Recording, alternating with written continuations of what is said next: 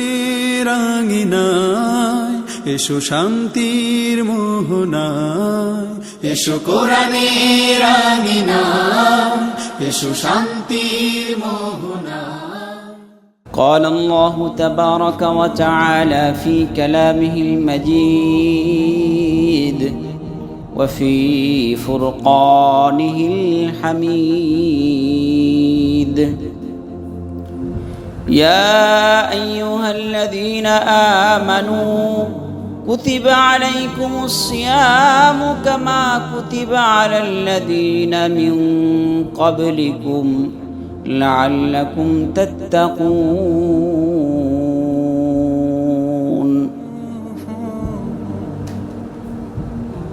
وقال رسول الله صلى الله عليه وسلم: الصيام جنة. بارك الله لنا ولكم في القرآن العظيم، ونفعنا وإياكم بالآيات والذكر الحكيم، فاستغفروه إنه هو الغفور الرحيم. محترم মুসলিয়ান کرام، আল্লাহ তাআলার দরবারে লাখো কোটি শুকর ও সুজুদ যে আল্লাহ তাআলা আমাদেরকে অত্যন্ত গুরুত্বপূর্ণ মাসকে সামনে রেখে তার গুরুত্ব ও ফজিলত সম্পর্কে এই মহতি মজলিসে বসার তৌফিক দান করেছেন। এজন্য আমরা আল্লাহ তাআলার দরবারে শুকরিয়া আদায় করি, আলহামদুলিল্লাহ। মাহে রমজান আসন্ন।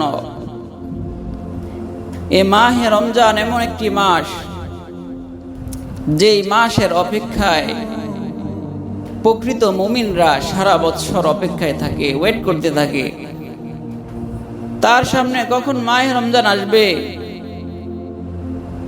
সে আল্লাহ তাআলার দেওয়া অফারকে লুটে নিবে, সে অপেক্ষায় থাকে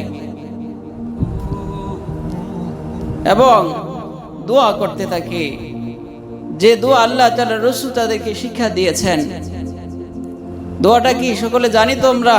সে দোয়াটা হচ্ছে আল্লাহুম্মা বারিক লানা ফি রজব ওয়া শাবান ওয়া বাল্লিগনা রমাদান। হে আল্লাহ, আপনি আমাদের রজব এবং শাবান মাসে বরকত দান করেন, আমার হায়াতে বরকত দান করেন, রিজিকে বরকত দান করেন এবং আমাদেরকে মাহে রমজান পর্যন্ত পৌঁছে দেন। আমাদেরকে মাহে রমজানের যেই খায়ের বরকত রয়েছে, মাগফিরাত, নাজাত, রহমত রয়েছে, সেগুলো থেকে আমাদেরকে মাহরুম করিয়েন না, সেগুলো থেকে আমাদেরকে বঞ্চিত করিয়েন না। প্রকৃত মুমিন আল্লাহ তাআলার রাসূলের শিখানো সে দোয়া করতে থাকে আর অপেক্ষায় থাকে কখন মাহে রমজান আসবে এবং প্রস্তুতিমূলক অনেক কাজ সে করে, রোজা রাখে, অতিরিক্ত নফল নামাজ আদায় করতে থাকে, যাতে করে মাহে রমজানটা তার জন্য সহজ হয়ে যায়। দেখা যায় না যে মানুষ যদি একটা গর্ত পার হইতে হয়, লম্বা বড় গর্ত, তখন কাছ থেকে যদি লাফ মারে বা লাফ দেয় তাহলে সে গর্ত অতিক্রম করতে পারে না, বরঞ্চ গর্ত অতিক্রম করতে হলে তাকে অনেক দূর থেকে আইসা একটা লাফ মারতে হয়, তাহলে সে ওই গর্তকে অতিক্রম করতে পারে।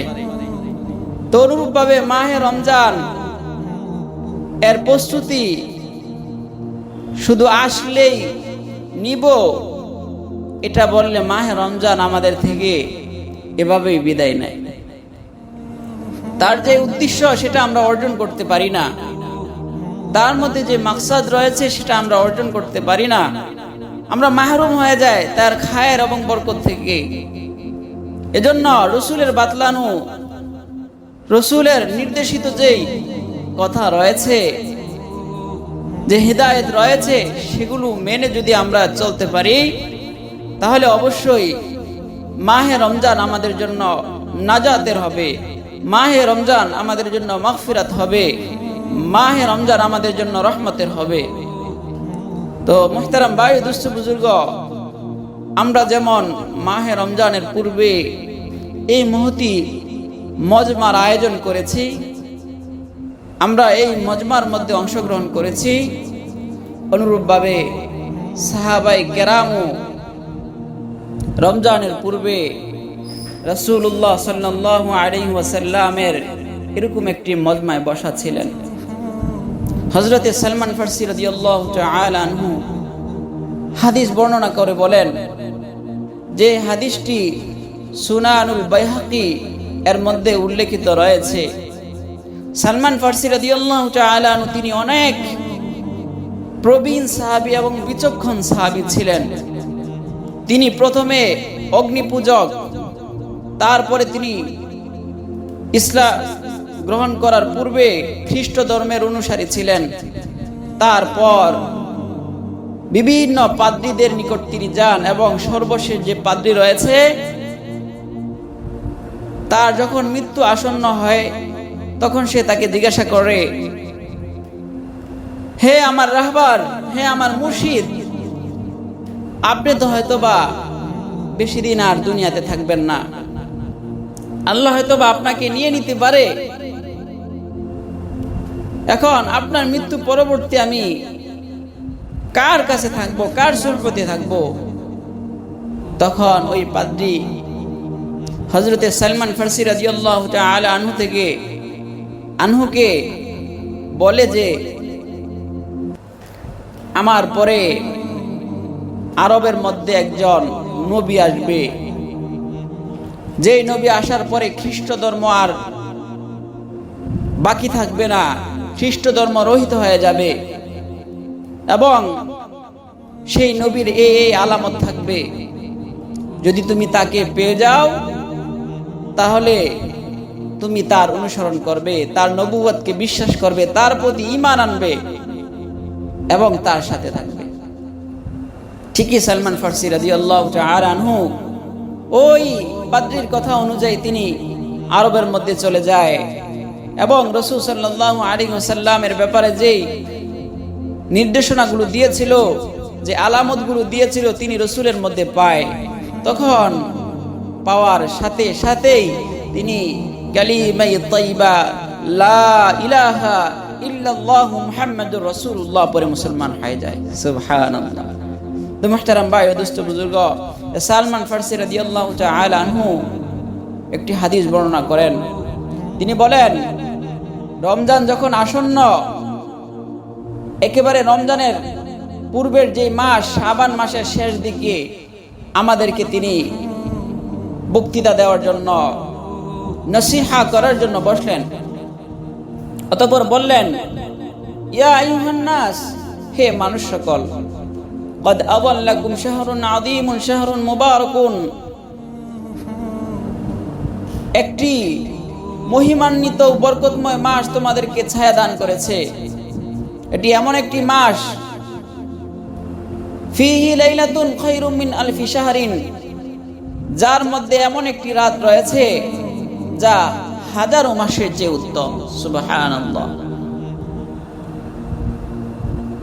জাআলাল্লাহু তাআলা সিয়ামাহু ফরিযা, আল্লাহ তাআলা এই মাসের সিয়ামকে ফরজ করেছেন। ওয়া কিয়ামাহু তাতাওয়ান, এবং রাত্রি বেলায় দাঁড়িয়ে দাঁড়িয়ে তারাবির নামাজকে নফল করেছেন। মান তাকাররাবা ফি বিখাসলাতিন মিনাল খায়র কানা কামান আদ্দা ফরিযা, যে ব্যক্তি এই মাসে একটি নফল কাজ করবে সে যেন অন্য মাসে একটি ফরজ আদায় করলো এমন সওয়াব পাবে। ওয়া মান আদ্দা ফরিযাতান ফিহি কানা কামান আদ্দা 70 ফরিযা, আল্লাহ তাআলা রাসূল বলতেছেন, যে ব্যক্তি মাহে রমজানে একটি ফরজ আদায় করবে সে যেন অন্য মাসে 70টি ফরজ আদায় করলো এমন সওয়াব পাবে। সুবহানাল্লাহ। ওয়া হুয়া শাহরুস সাবরি ওয়াস সাবরু থাওয়াবুল জান্নাহ, আল্লাহ রাসূল বলতেছেন যে এই মাহে রমজান হচ্ছে ধৈর্যের মাস, মাহে রমজান হচ্ছে সবরের মাস, আর সবরের বিনিময় একটাই, সেটা হচ্ছে জান্নাত। সুবহানাল্লাহ। ওয়া শাহরুল মুআসাতি, আর এই মাহে রমজানটা হচ্ছে অন্যের প্রতি সহমর্মিতার মাস। আমাদের আশেপাশে কত মানুষ না খেয়ে থাকে, এভাবেই ক্ষুধায় দিন কাটায়। তারা কিভাবে দিন কাটায় তাদের মর্মটা হয়তো আমরা বুঝি না। তো মাহে রমজানে যখন আমরা ক্ষুধায় থাকি, ক্ষুধার্ত থাকি, উপবাস থাকি, তখন আমরা কিছুটা অনুভব করতে পারি যে হায় রে, আমাদের পাশে যারা আমাদের দরিদ্র ভাই বন্ধুরা রয়েছে, তারাও তো এমন কষ্ট পায় সব সময়। আমরা তো শুধু এক মাস আল্লাহর জন্য করি, আর তারা তো সারা বছর এই কষ্টের মধ্যে থাকে। এজন্যই বলেন এই মাসটা হচ্ছে সহমর্মিতার মাস। এজন্য তাদেরকে সাদাকাতুল ফিতর দেয়, তাদেরকে বিভিন্ন ভাবে দান সাদাকা করার প্রতি আল্লাহ তাআলা রাসূল উদ্বুদ্ধ করেছেন। আল্লাহ তাআলা রাসূল অন্যান্য মাসের চেয়ে মাহে রমজানে বেশি দান করতেন। বুখারী শরীফের মধ্যে এসেছে, কানা রাসূলুল্লাহ সাল্লাল্লাহু আলাইহি ওয়াসাল্লাম আজওয়াদান নাস, রাসূলুল্লাহ সাল্লাল্লাহু আলাইহি ওয়াসাল্লাম সবচেয়ে বেশি দানশীল ছিলেন। ওয়া কানা আজওয়াদা মা ইয়াকুনু ফি রমাদান, আর রাসূল সাল্লাল্লাহু আলাইহি ওয়াসাল্লাম সবচেয়ে বেশি যে দান করতেন সেটা হচ্ছে মাহে রমজানের মধ্যে। তো মুহতারাম মুসলিয়ানে কেরাম, এজন্য আমরা মাহে রমজানের মধ্যে বেশি বেশি দান করব ইনশাআল্লাহ। এজন্য এই মাসকে সহনশীলতার মাস, শাহরুল মুআসাদ বলেছেন। ওয়া শাহরুন ইউজদাদু ফীহি রিজকুল মুমিন, আল্লাহ তাআলা রাসূল বলতেছেন যে এটা এমন একটা মাস, এই মাসের মধ্যে আল্লাহ তাআলা মুমিনের রিজিককে বৃদ্ধি করে দেয়। সুবহানাল্লাহ। বৃদ্ধি করে কিনা? করে। দেখেন, অন্য সময় আমরা কখনো ফল আনি না, খেজুর আনি না, কিন্তু এই মাসে উপলক্ষে আমরা অনেক বেশি খেজুর কিনি, বিভিন্ন ফল ফ্রুট কিনি, বিভিন্ন রকমের আরো আইটেম বৃদ্ধি করি, এই আয়োজন সে আয়োজন, ইফতারি পার্টি করি, সাহারি পার্টি করি, বিভিন্ন রকমের আর কত রকমের আয়োজন যে করি। মাহে রমজানের উপলক্ষে মুমিনের রিজিককে অবশ্যই বৃদ্ধি করে দেওয়া হয়। তো মুহতারাম ভাই দোস্ত বুজুর্গ, আল্লাহ তাআলা রাসূলের পরবর্তী অংশের মধ্যে বলতেছেন যে মান ফাত্তারা ফীহি সাইমান কানা লাহু মাগফিরাতান লিদুনুবিহি। শুধু খাইলেই হবে না, বরঞ্চ আমাদের আশেপাশে অনেক অসহায় থাকে। আল্লাহ তাআলা রাসূল বলতেছেন, যেই ব্যক্তি কোন রোজাদারকে ইফতার করালো, কানা লাহু মাগফিরাতান লিদুনুবিহি, তাহলে আল্লাহ তাআলা তার গুনাহকে maaf করে দিবেন। সুবহানাল্লাহ। এবং বলতেছেন 2 নাম্বার যে পুরস্কার সেটা হচ্ছে ওয়াইতকা রাকাবাতিহি মিনান নার, এবং তাকে জাহান্নামীদের থেকে যে লিস্টি রয়েছে সেটা থেকে মুক্তি দান করবেন। 3 নাম্বার ফজিলত কি? যে ইফতার করায় কানা লাহু মিথলু আজরিহি মিন গায়রি আইয়ান কুসা মিন উজুরিহিম শাই মিন আজরিহি শাই, এবং আল্লাহ তাআলা তার আমল নামায় রোজাদারের সম পরিমাণ সওয়াব দান করবেন। সুবহানাল্লাহ। এবং রোজাদারের আমল নামা থেকে বিন্দু পরিমাণ কমানো হবে না। এটা স্পেশাল ভাবে আল্লাহ তাআলা এই ইফতার কোরআনে ওয়ালাকে দান করবেন। কুলনা ইয়া রাসূলুল্লাহ, আমরা বললাম হে আল্লাহর রাসূল, লাইসা কুল্লুনা ইয়াজিদু মা নুফাত্তিরু বিহিস সাইম, আমাদের প্রত্যেকের তো এমন এবিলিটি নেই যে আমরা কাউকে ইফতার করাবো, তাকে ইফতারির জন্য বিভিন্ন সামগ্রী আমরা তৈরি করে দেব বা ব্যবস্থা করে দেব, এরকম তো আমাদের কোনো এবিলিটি নেই, সামর্থ্য নেই। তখন আল্লাহ তাআলা রাসূল বললেন, ফাকালা রাসূলুল্লাহ সাল্লাল্লাহু আলাইহি ওয়াসাল্লাম, ইউতিল্লাহু হাদা আস-সাওয়াব মান ফাত্তারা সাইমা আলা মাযকাতি লাবান আও তামরাতিন আও শারিবাতিন মিন মাইন। আল্লাহ তাআলা উল্লেখিত ফজিলত ওই ব্যক্তিকেও দান করবেন যে ব্যক্তি কোন রোজাদারকে ইফতার করায় এক ডুব দুধের মাধ্যমে, অথবা একটা খেজুর দিয়ে, অথবা এক ডুব পানি দিয়েও যদি কোনো ব্যক্তি অপর ব্যক্তিকে ইফতার করায়, তাহলেও আল্লাহ তাআলা সে সওয়াব দান করবেন। সুবহানাল্লাহ। তারপর আল্লাহ রাসূল বলতেছেন, ওমান আশবা সাইমান সাকাহুল্লাহু মিন হাউদি শারবাতান লা ইয়াদমাউ হাত্তা ইয়াদখুলাল জান্নাহ। আর যে ব্যক্তি রোজাদারকে তৃপ্তি সহকারে পান করাবে, পরিতৃপ্ত করে দিবে, তাহলে আল্লাহ তাআলা তাকে হাউজে কাউসার থেকে পান করাবেন। আমার যে হাউজে কাউসার রয়েছে সেটা থেকে আল্লাহ তাআলা তাকে পান করাবেন। লা ইয়াযমু হাত্তা ইয়াদখুলাল জান্নাহ, এবং সে জান্নাতে প্রবেশ করার আগ পর্যন্ত এই হাউজে কাউসারের পানি পান করার পরে আর কখনো তৃষ্ণার্ত হবে না। সুবহানাল্লাহ। তারপর আল্লাহ রাসূল বলেছেন, ওয়া হুয়া শাহরুন, এটা এমন একটি মাস, আউয়ালুহুর রাহমা, যার প্রথম অংশ, প্রথম 10 দিনে, প্রথম দশকে আল্লাহ তাআলার অবারিত রহমত তাতে জড়ে পড়ে বর্ষিত হতে থাকে। ওয়া আওসাতুহু মাগফিরা, এবং তার দ্বিতীয় দশক হচ্ছে মাগফিরাতুন, কোটি কোটি বান্দাদেরকে ক্ষমা করার দশক। এই দ্বিতীয় দশকে আল্লাহ তাআলা বহু মানুষকে মাফ করে দেয়। ওয়া আখিরু ইতকুম মিনান নার, আর শেষ দশক হচ্ছে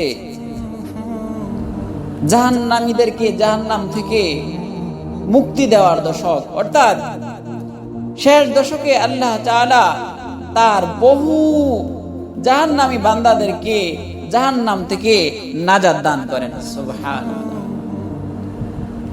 ওয়া মান খাফফাফা আন মামলুকি ফিহি, আল্লাহ তাআলা রাসূল বলতেছেন, যে ব্যক্তি মাহে রমজানে তার যে দাস রয়েছে, তার অধীনস্থ যারা রয়েছে, তাদের থেকে বিভিন্ন দায় দায়িত্ব কমিয়ে দেয়।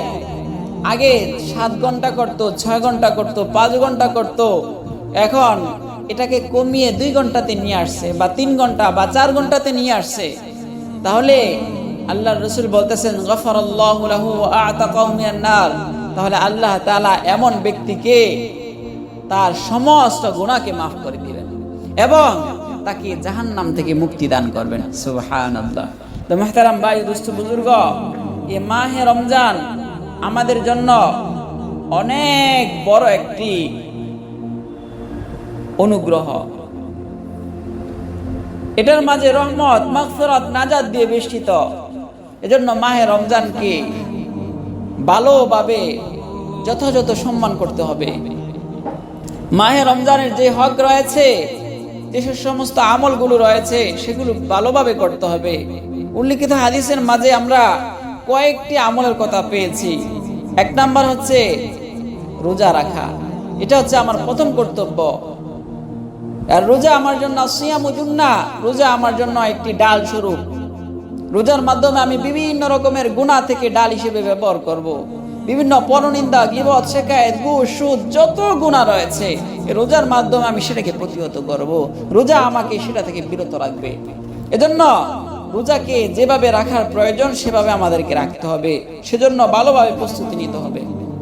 2 নাম্বার হচ্ছে তারাবির নামাজ আদায় করা। তারাবির নামাজ 20 রাকাত। মাহে রমজান এটা একটা ইবাদতের মাস, ইবাদতের বসন্ত বলা হয়। এজন্য এটার মাঝে আমরা তারাবিও পড়ব। সাথে শেষ রজনীতে যে 3 নাম্বার যে আমল, সেটা হচ্ছে শেষ রজনীতে আমরা উঠে তাহাজ্জুদের নামাজ আদায় করব। 4 নাম্বার হচ্ছে আমরা বেশি বেশি দোয়া করব। কেননা আল্লাহ তাআলা রাসূল বলেছেন যে প্রতিদিন আল্লাহ তাআলা প্রত্যেক রোজাদারের একটি দোয়া কবুল করেন। সুবহানাল্লাহ। এজন্য দোয়া করতে হবে। দোয়া করলে আল্লাহ কবুল করবে, এজন্য দোয়া করতে হবে। 5 নাম্বার আমল হচ্ছে যে ইফতার নিজে করা। 6 নাম্বার হচ্ছে অন্যজনকে ইফতার করানো। ইফতার শুধু খাইলাম এটা না, ইফতারটা আমার জন্য ইবাদত, ইফতার করানোটাও ইবাদত। এজন্য ইফতার করতে হবে। তারপর হচ্ছে এখন দেখা যায় আমরা ঘুম থেকে উঠি একটু এশরাকের সময়, তখন ওইটা 2-4 রাকাত নামাজ আমরা পড়বো, পরে আল্লাহর কাছে দোয়া করব। শেষ রজনীতে যখন উঠবো সাহারির সময়, তখন ওইটা দোয়া করব। তারপরে 8 নম্বর যে একটা আমল, সেটা হচ্ছে সাহারি করা। সাহারিটাও একটা বরকত। সাহারির মাঝেও আল্লাহ তাআলার অনেক রহমত থাকে। আল্লাহ তাআলা রাসূল বলেছেন, তাসাহহারু ফাইন্না ফিস সাহরি বারাকা, তোমরা সাহারি খাও, কেননা ফাইন্না ফিস সাহরি বারাকা, সাহারির মধ্যে আল্লাহ তাআলা বরকত নিহিত রেখেছেন, এগুলোর মধ্যে বরকত রেখেছেন, এজন্য সাহারিও খেতে হবে। তো মুহতারাম ভাই ও দোস্ত বুজুর্গ, এই সমস্ত আমলগুলো আমরা করব। তো আমরা যে আলোচনাগুলো করলাম, যে আলোচনাগুলো শুনলাম, আল্লাহ তাআলা যাতে আমাদেরকে আমল করার তৌফিক দান করেন, আমিন ইয়া রাব্বাল আলামিন।